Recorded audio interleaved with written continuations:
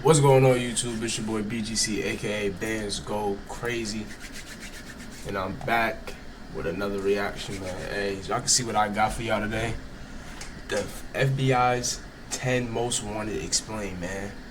If y'all ain't already, hit that like button, subscribe if you're new, or especially if you're a returning viewer. On the road to 1,000 subscribers. We are less than 300 subscribers away, man. Let's see, yo, we going crazy, man. I appreciate everybody that been tapping in with all my old videos and the newest ones I've been dropping. All that content won't be real consistent. I'm gonna be dropping a bunch of videos. But hey, let's get right into this reaction. You got anything else? I said anything else. If you got anything you want me to react to, you already know. Drop it down in the comments, man. Excuse me, but hey, let's get it popping.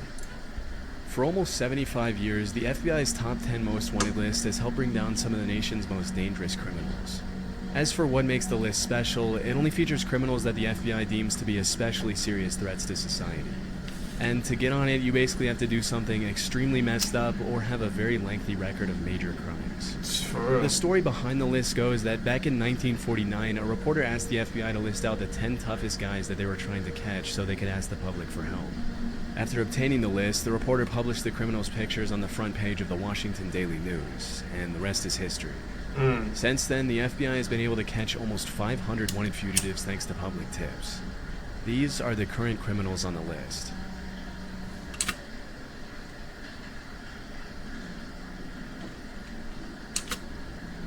Bhadresh Kumar Shetanbai Patel. On April 12, 2015, a CCTV camera captured two Dunkin' Donuts employees, one male and one female, walking towards the shop's back room at around 9:30 p.m. before disappearing from view. A few seconds later, the man comes back into the camera's view, and it seems as if nothing out of the ordinary took place in the minute that went down between the two clips. A few minutes later, customers alerted the police when they didn't see any employees in the shop, and that's when the cops discovered something horrifying.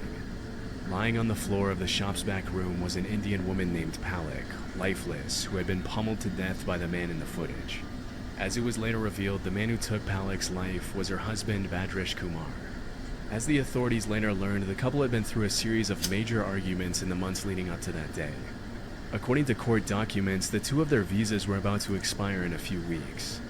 Palak wanted to go back to India, but Bhadresh Kumar wanted to stay in the US, and it looks like he couldn't find a better way to communicate his frustration with the situation than to brutally take his wife's life.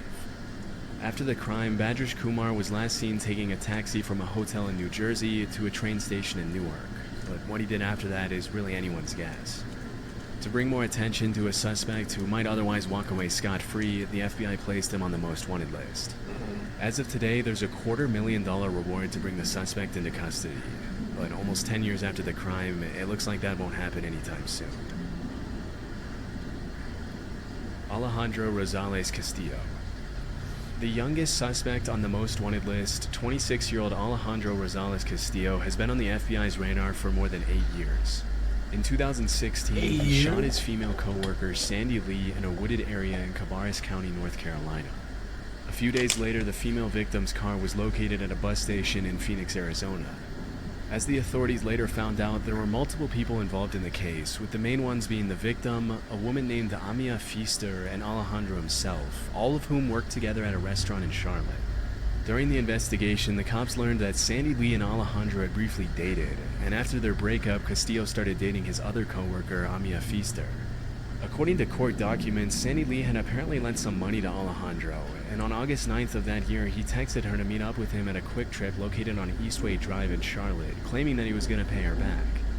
Disturbingly, that's when Castillo decided to rob her at gunpoint, take her life, and flee to Mexico. In an eerie clip of CCTV footage that was later released by the authorities, the suspect can be seen crossing the Mexican border through Nogales, Arizona, along with his girlfriend Amia. A couple of months later that same year, Amia turned herself into the authorities in Mexico and was charged with accessory after the fact of felony murder and larceny of a motor vehicle. Based on her testimony, she and Alejandro had been staying with the killer's cousin. At some point, Castillo had once again disappeared with no explanation, and that's when she decided to turn herself in. As of 2024, the FBI has no further clues that could lead to Castillo's arrest. Right now, all they know is that he's probably still living in Mexico. The last time he was seen, he wore his hair short and shaved on the sides, but that's pretty much all they have to go on. As of today, there's still a $250,000 reward out for his arrest, but there have been no further updates on his case. Before we move on, I wanted to take some time to talk about this video's sponsor, Aura, which has become a really big deal lately because hackers may have just stolen the social security numbers of every American. You may not have heard, but over 2.9 billion records were stolen from National Public Data, which provides personal information to employers and others doing background checks. And these records don't just include surface-level information either, like I had originally assumed when I first heard about this. But instead, and most of them have reportedly monitored and $5 million in monitoring in 20... Ruja Ignatova. In 2016, the Bulgarian entrepreneur Ruja Ignatova stepped on stage in a beautiful red dress at the Coin Rush global event in Wembley, London to talk about her vision for the future of her crypto company OneCoin. During the presentation, she claimed that in 2 years... Wait, what year? Yeah, I don't know how it just passed my In head. 2016, the Bulgarian entrepreneur okay. Ruja Ignatova stepped on stage in a beautiful red dress at the Coin Rush global event in Wembley, London to talk about her vision for the future of her crypto company OneCoin. During the presentation, she claimed that in 2 years, everyone would forget about Bitcoin and that OneCoin would dominate the crypto world as the one true cryptocurrency. It's hard to imagine that any of her excited, applauding investors knew that they were stepping into what was later described by the New York Times as one of the biggest scams in history. For several years, Ruja, or the crypto queen as she's known nowadays, promised her buyers a 5-fold and even 10-fold return on their investment in OneCoin. Normally, these kinds of claims are an immediate red flag, but because the entire world was scrambling to get on the crypto action, a ton of investors jumped at the opportunity without thinking twice, resulting in a massive OneCoin buying frenzy. Between 2014 and 2016, OneCoin raked in more than $4 billion from unsuspecting investors, with more than $50 million coming from investors in the US.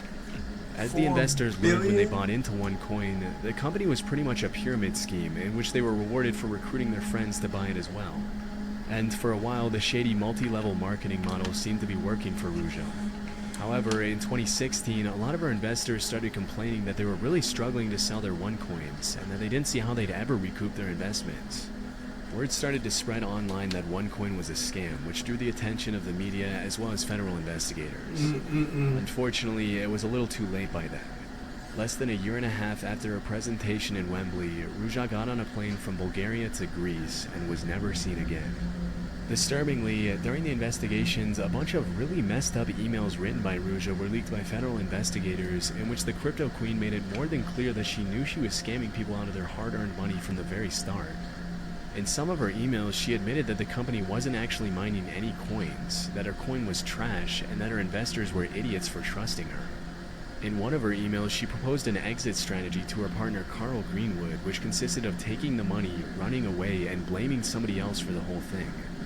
During the investigation, Carl ended up pleading guilty to wire fraud and conspiracy to launder money, for which he was sentenced to 20 years in prison. As it was later revealed, the FBI had been on to Ruja long before she fled from Bulgaria, even recruiting her American boyfriend to look into her company's practices for them. After learning about her extremely sketchy business practices and her grand scheme to steal billions of dollars from investors all around the world, she was charged with wire fraud, money laundering, and securities fraud.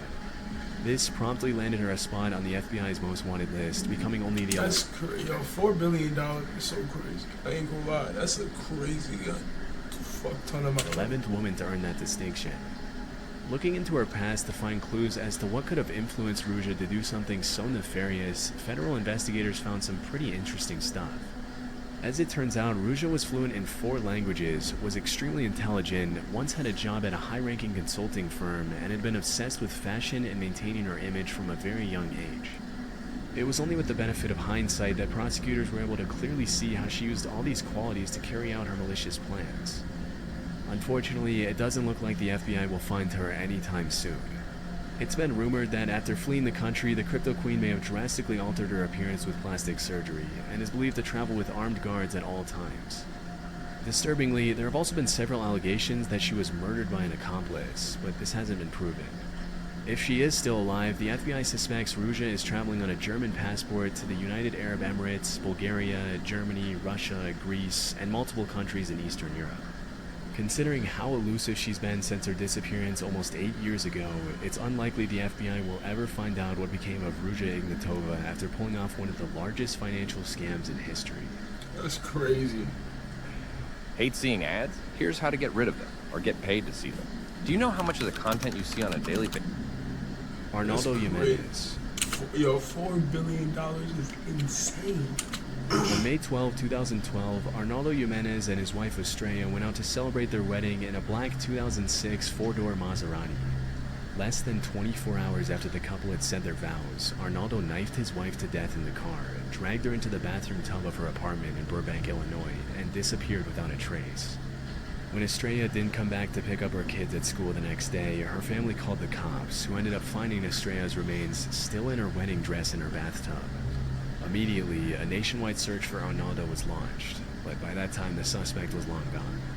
During the investigation, it was revealed that Jimenez had reached out to a friend before fleeing and told him, "If anyone asks where I am, tell them I went to Mexico." Since then, the authorities have received multiple tips that Jimenez may have fled to Durango or Tamaulipas, Mexico, where he is believed to be hiding out with family members.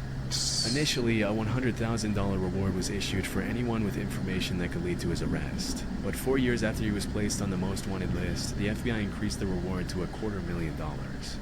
Burbank police have stated that in the past 12 years they've received hundreds of tips about Arnaldo's whereabouts, but none of them have led to anything significant. After the crime, investigators traced his phone and determined that he had traveled from Chicago to Tennessee, then to Arkansas, and from there to Hidalgo, Texas, very close to the Mexican border. They were unfortunately unable to determine where he went after that. Police have also revealed that the car in which Arnaldo carried out his heinous crime was never found. If the suspect is ever caught, he'll be spending the rest of his life in prison for first-degree murder and unlawful flight to avoid prosecution. But based on how things have played out since the last time he was seen, it's unlikely Arnaldo will ever pay for his atrocious crime. Vatel Ominison. As the leader of one of Haiti's largest and most violent criminal gangs, Craze Barry, Vatel Ominison, which do not let his name fool you, he is indeed not innocent, has terrorized the region for years, earning a spot on the FBI's most wanted list for his role in a string of brutal kidnappings and murders. In October 2021, he collaborated with the notorious 400 Mawozo gang to carry out the high-profile kidnapping of 17 Christian missionaries in Haiti. Disturbingly, 5 of the kidnapping victims were children, one as young as 8 months old. Held at gunpoint, the hostages were reportedly kept captive for 2 months while the gangs demanded a ransom of $1 million per hostage. It was only after an anonymous donor paid an undisclosed sum to Craze Barry and 400 Mawozo that the missionaries were finally released. Based on court documents, Innocent and his crew ended up spending the ransom money on weapons. That same year, the Haitian president was assassinated, which caused Innocent's influence to grow exponentially. Oh my gosh. Yo, it just kept going up. Oh my god. In the chaos that engulfed the country. In the aftermath of the assassination, Craze Barry claimed new territories and expanded their ranks quicker than the cops could even keep track of. In 2023, Craze Barry boasted an estimated 600 members, many of whom were young children who were involuntarily recruited to serve Innocent's criminal organization. Almost exactly 1 year after the kidnapping of the Christian missionaries, Craze Barry kidnapped 2 U.S. citizens under Innocent's orders, Marie Odette Franklin and Jean Franklin. Unfortunately, one of the victims did not survive, while the other was held for a $300,000 ransom. Somehow, Innocent still managed to walk away scot-free. In April 2024, CNN released an interview where Innocent brazenly showed off his luxury home, which sticks out like a sore thumb in the extreme poverty surrounding him. Surrounded by gold-rimmed couches and chairs, Innocent explained to the reporter how he came to power.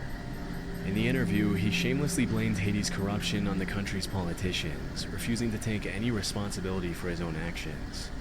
Interestingly, he also alleged that before becoming the leader of Craze Barry, he had once owned multiple legitimate businesses, including a hotel and a rental car company, but said his companies were destroyed by the government.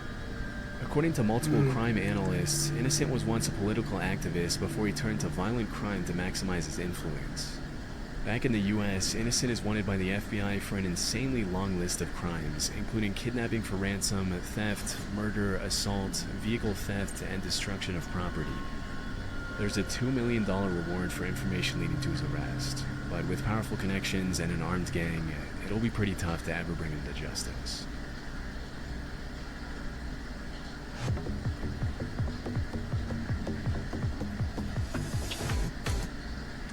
Omar Alexander Cardenas. I'm just thinking to myself, yo, this world is crazy, bro. Like, yo, this shit is just. I'm just thinking, like, bro, this world is. This shit is. There's like a whole nother side to this world that In I don't know 2022, about, bro. the FBI released 2 eerie Shit's before and scary, I after ain't gonna clips lie. of a man walking into and then running away from a shopping mall area on August 15th, 2019. The man seen in the video is 29-year-old Omar Alexander Cardenas, and let's just say that he didn't exactly go shopping in the time that elapsed between those 2 clips. After disappearing from the camera's view, Omar walked up to a man standing outside the Hair Icon barber shop at an outdoor shopping center and fired several rounds from his semi-automatic handgun at his head, killing him instantly. Immediately after committing the crime, Omar fled the scene a little after 4 p.m. as he can be seen in the eerie FBI footage. A suspected member of the Pierce Street gang in Los Angeles, and often going by the nickname Dollar, Omar is suspected to have fled to Mexico to seek refuge among his relatives. In September 2021, a federal arrest warrant was issued for the suspect after he was charged with murder and unlawful flight to avoid prosecution, thanks to which he was pinned on the most wanted billboard. Even though he committed a brutal crime pretty much in broad daylight and didn't exactly shy away from the cameras after doing it, the cops seem to know surprisingly little about Omar. The only things they really know about him are that he's around 300 pounds, wears thick prescription glasses, has at least 1 tattoo, and is considered armed and dangerous. Which alone is hardly enough to track down a criminal who's crossed international borders to flee prosecution. With time, hopefully more information will surface leading to his potential extradition and arrest. But for now, it looks like Omar will remain a most wanted criminal. That's crazy. Only one Yulan camera. Adonai Archaga Carayas. Back in the 80s, a gang known as the Mara Salvatrucha was set up to protect Salvadorian immigrants from other gangs in the Los Angeles area. Fast forward a couple of decades, and the Mara, or the MS-13 for short, had become one of the most brutal and violent criminal organizations in the world. Nowadays, MS-13 has a strong presence in El Salvador, Guatemala, Honduras, Mexico, the US, Canada, and even Spain. They engage in all kinds of criminal activity, from drug trafficking, human trafficking, extortion, murder, and racketeering, often using extreme violence to maintain their influence and control. For many years, a man named Yulan Adonai Archaga Carayas operated as the head of MS-13's criminal activities in Honduras, providing support and resources to the gang in Central America and the US with firearms, narcotics, and loads of cash. Often operating under his alias Porky, Yulan is wanted by the FBI for trafficking multi-ton loads of drugs through Honduras to the US, and for the killing of several rival gang members. Among Porky's colorful criminal charges, you'll find everything from murder to racketeering conspiracy to drug importation to possession of machine guns. Even though he's only around 160 pounds, Yulan is considered one of the most powerful men in Honduras, as the MS-13 gang has had the country in a chokehold for years. The most shocking part of the story is that at one point, Porky had already been apprehended by the Honduran authorities and was even taken to a courthouse for a hearing on charges of murdering 2 Honduran prosecutors. But during the hearing, 20 armed men dressed up in the same clothes as the anti-gang police units walked into the building escorting a veiled suspect and suddenly opened fire on the guards. In just a few seconds, the men subdued the guards and safely escorted Porky out of the courthouse, killing 4 police officers in the process. For obvious reasons, Porky is considered armed and extremely dangerous. Due to the sheer nature of his crimes, the FBI is offering $5 million to anyone who can provide information leading to his arrest. One of the things that makes it extremely difficult to track a suspect like Porky down is that he's taken every possible measure to fly under the radar. Although he's believed to still be in Honduras, he and his security team use untraceable numbers from Israel and Egypt, and he goes to extreme lengths to keep his whereabouts a secret when he contacts his family. Although the hunt for Porky is far from over, he's likely to remain one of the most elusive and dangerous fugitives on the FBI's most wanted list for years to come. Alexis Flores. This list is One crazy, seemingly man. peaceful afternoon in July 2000, 5-year-old Ariana De Jesus was playing on the street in Philadelphia with her sister and friends when her mom went out for a quick trip to the store.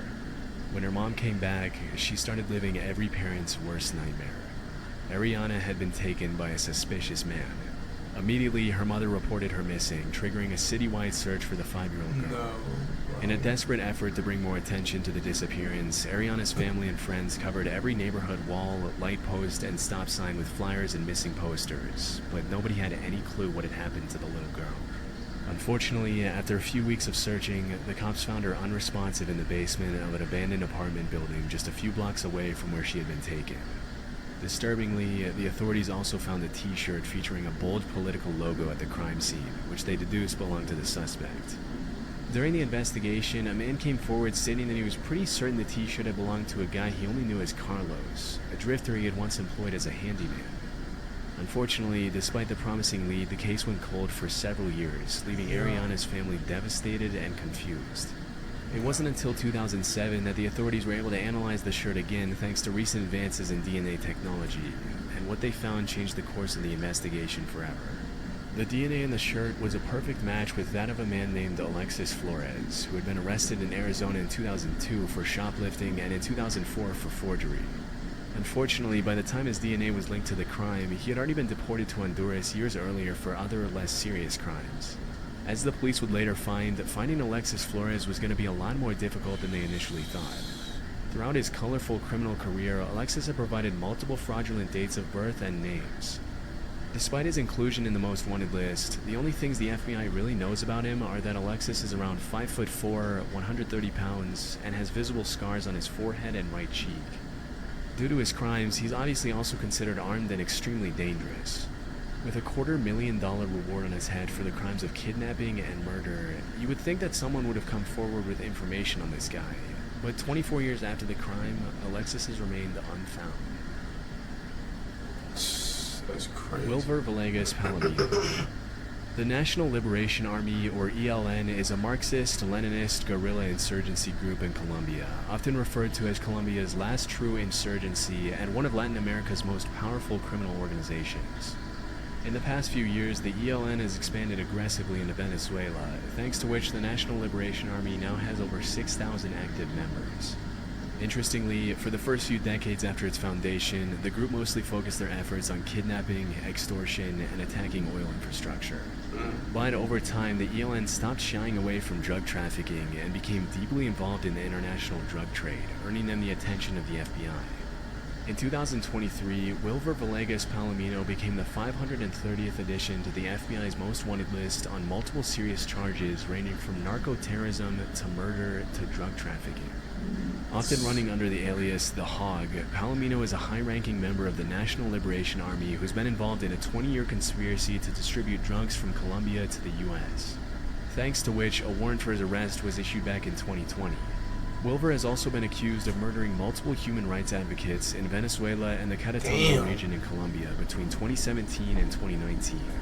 Due to his high rank and his responsibility in flooding the streets of Houston and other major U.S. cities with drugs, the United States Department of State's Narcotics Rewards Program is offering a reward of up to $5 million for information leading to Palomino's arrest.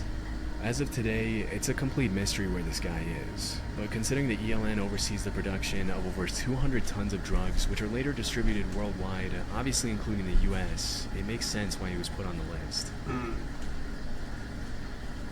Donald Eugene Fields II.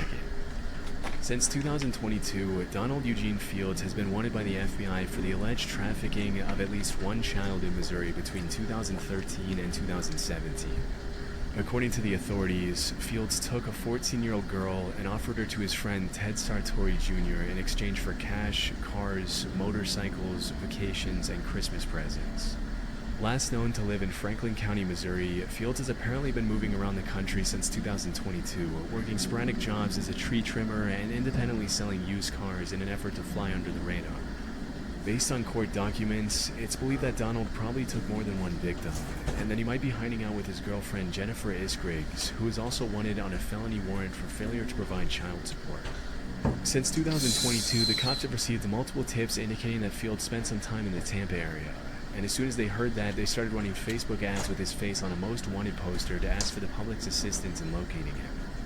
Unfortunately, it's likely that by then, Fields had already fled to Stover, Missouri.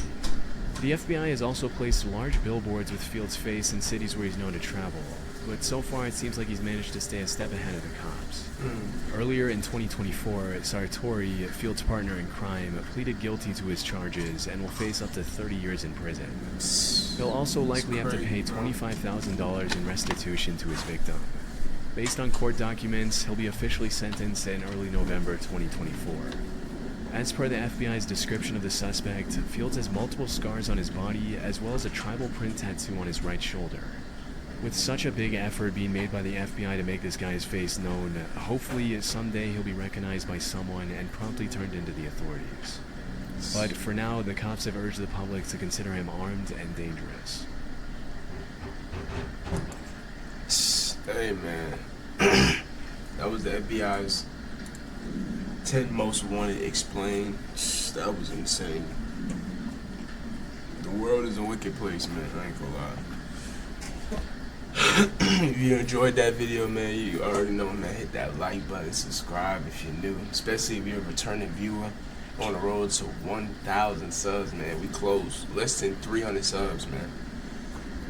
Also, if you got anything else recommended that you want me to react to, let me know by dropping it in the comments, you feel me? But hey, I'm gonna catch you on the next one. Hope y'all enjoyed this reaction. It's your boy BGC, aka Bands Go Crazy. And I'm out this thing, man. Got it.